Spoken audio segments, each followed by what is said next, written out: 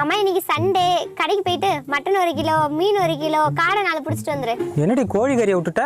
அதான் நம்ம பண்ணையில இருக்க. என்ன நம்மள பாக்குறா? இனி கடைக்கும் போக முடியாது, கறியும் வாங்க முடியாது. ஏன் காசு இல்லையா? நீ கறி திங்கிற ராசி இல்ல. ஏன்? ஏன்னா புரட்டாசி ஸ்டார்ட் ஆயிடுச்சு. ஏன் உணர புரட்டாசி மாசம் கறி திங்க கூடாதா?